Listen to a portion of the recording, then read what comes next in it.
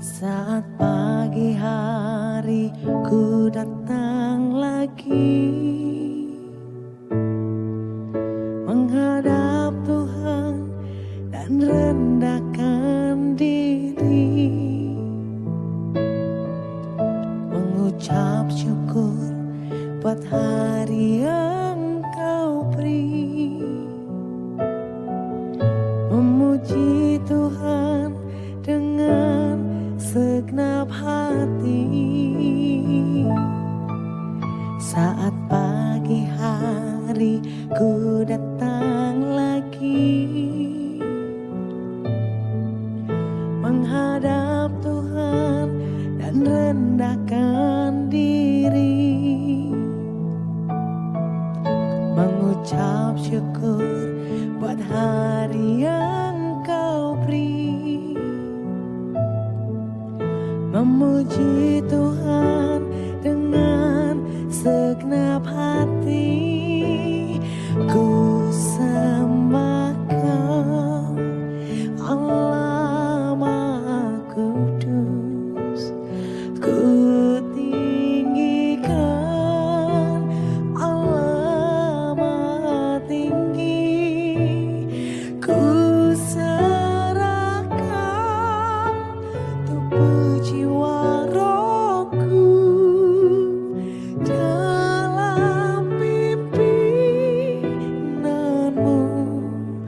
Tuhan.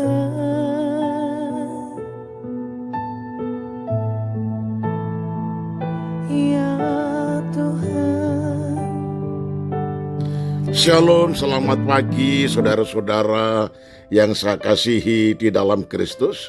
Bagaimana pagi ini kabarnya, semuanya baik, sehat? Haleluya. Saya percaya Tuhan selalu menyertai saudara semuanya. Bisa bilang amin, haleluya. Mari kita berdoa untuk menyambut renungan pagi. Segala pujian dan syukur kami naikkan kepadamu ya Bapa. Bapa yang maha baik, Bapa yang kami panggil dalam nama Tuhan Yesus. Terimalah ucapan syukur kami, dan kami mempersembahkan hidup kami sepanjang hari ini untuk Tuhan pimpin, jaga, lindungi, pelihara, dan berkati kami. Untuk itu, pertama-tama memulai seluruh aktivitas kami belajar mendengar firman-Mu lebih dulu. Mari kiranya Tuhan berkenan, berfirmanlah kepada kami. Dalam nama Tuhan Yesus, haleluya, amin. Tema renungan pagi ini yaitu tambah 1 mil lagi. Matius 5 ayat 41 berkata demikian. Dan siapapun yang memaksa engkau berjalan sejauh 1 mil, berjalanlah bersama dia sejauh 2 mil. Nah saudara, di sini Tuhan Yesus menggambarkan suatu situasi di mana hukum atau adat istiadat memungkinkan seseorang memaksa orang lain untuk berjalan bersama dia sejauh 1 mil. Nah, melalui cara tersebut, Tuhan Yesus sebetulnya sedang mengajarkan, jika kamu mengalami hal seperti ini, janganlah hanya berjalan 1 mil dengan orang tersebut, melainkan 2 mil. Nah, berjalanlah sampai 2 mil jauhnya dari apa yang ia tuntut dari engkau sebagai haknya. Nah saudara, sehingga dapat dikatakan 1 mil yang pertama melambangkan kewajiban, mil yang kedua melambangkan kasih. Kasih dengan cuma-cuma berarti melakukan sesuatu 2 kali lebih besar dan yang diwajibkan. Nah saudara-saudara, ucapan Yesus tersebut memicu lahirnya ungkapan berjalan sejauh 2 mil. Akan tetapi di dalam ungkapan tersebut terkandung suatu pengertian sederhana serta logis yang seringkali terlewatkan. Banyak tindakan serta ucapan orang Kristen yang seakan-akan mencerminkan bahwa apabila mereka sudah mengekspresikan kasih, maka secara otomatis mereka dibebaskan dari kewajiban-kewajiban normal yang harus dijalankan sebagai perorangan maupun sebagai anggota masyarakat. Padahal kebenarannya justru yang sebaliknya. Saudara dapat berjalan sejauh 2 mil hanya setelah saudara berjalan sejauh 1 mil. Ekspresi kasih hanya dapat dimulai setelah kewajiban pertama dipenuhi. Nah saudara, prinsip yang sama diungkapkan oleh Rasul Paulus dalam Roma 13 ayat 8. Janganlah kamu berhutang apa-apa kepada siapapun juga, tetapi hendaklah kamu saling mengasihi. Nah, di sini sekali lagi urutan dinilai penting. Persyaratan yang negatif disodorkan terlebih dulu. Janganlah kamu berhutang apa-apa. Nah, perintah ini mencakup semua kewajiban kita di bidang hukum maupun etika.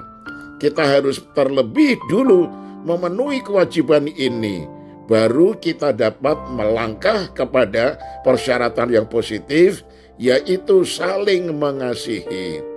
Kasih Kristiani, saudara, tidak sejalan dengan kegagalan untuk memenuhi kewajiban kita di bidang hukum maupun etika. Kita boleh menguraikan pernyataan tersebut dengan kata-kata sendiri seperti ini. Kasih sejati dapat diekspresikan setelah semua hutang dipastikan sudah terbayar. Amin. Mari kita satu di dalam doa. Ya Tuhan, Engkau mengajarkan supaya kami penuh kasih. Kewajiban yang pertama yang merupakan suatu keharusan kami lakukan, tetapi langkah kedua kami tambahi dengan ekspresi kasih dan pengorbanan kami terhadap orang yang berhak menerimanya. Ajarkan kami, ya Tuhan, tidak pelit atau kikir dalam memberi sesuatu kepada orang lain. Kewajiban kami adalah, misalnya kami mempunyai kebutuhan, berhutang budi kepada orang lain, lalu kami menggenapkan apa yang ia minta.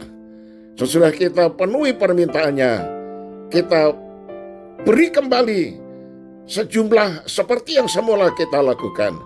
Berarti 2 kali kita memberi, sehingga yang kedua ini merupakan limpahan kasih kita kepada sesama kami.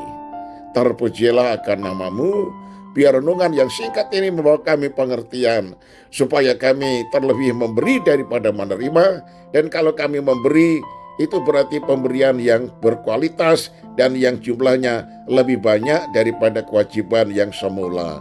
Terpujilah nama-Mu. Kami serahkan sepanjang hari ini kehidupan kami, aktivitas kami, pekerjaan kami.